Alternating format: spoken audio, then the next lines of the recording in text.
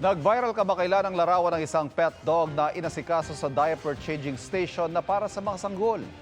Pananaw rito ng isang animal welfare advocate, dapat may malino na boundary pagdating sa mga fur baby. Yan ang tinutukan ni Nico Wahe.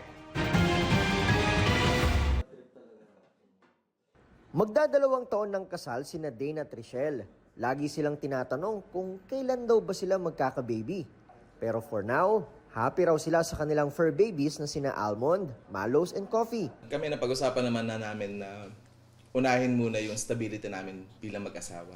Siyempre, pag nagka-baby ka pa, diapers, milk, siyempre, yung vaccinations pa nila and everything. It's not yet now. It's not yet time. Hindi pa lang ngayon. Pero hopefully, in the future, we might not know din naman when. But Darating tayo dyan. yeah, it's in the pipeline. Tingin kasi nila, mas maliit daw ang gastos kumpara kung magkaka-baby sa ngayon. Di ba yung sa dogs, yearly lang naman yung mga vaccines nila. Tapos sa babies kasi parang mas marami, parang monthly. Ayon sa Commission on Population and Development, economic reasons ang madalas dahilan ngayon ng mga mag-asawa.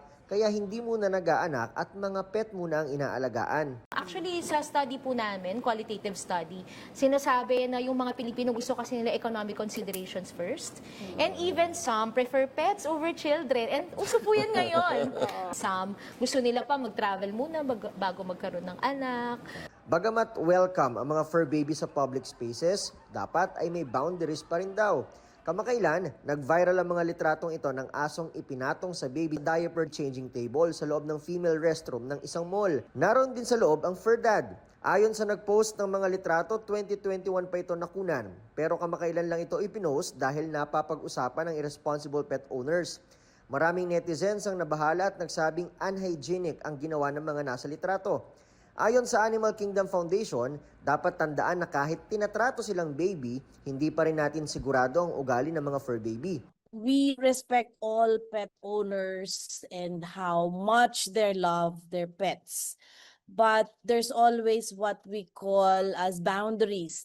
Ibang usapan din daw ang mga sakit na pwedeng makuha ng mga baby na ihihiga sa diaper changing station kung ginamit din ito ng mga alagang hayop. Like for example, baka may tick and flea yung aso, may mga skin disease yan, and then the next baby na ilalagay doon na naging na allergy or na nakagat nung tick or nung flea na yan ay magkaroon ng sakit yung tao, no? That facilities for a baby, a human baby. Sa huli, respeto sa isa't isa naman daw palagi ang dapat mangibabaw. Para sa GMA Integrated News, Nico Wahe, nakatutok 24 oras.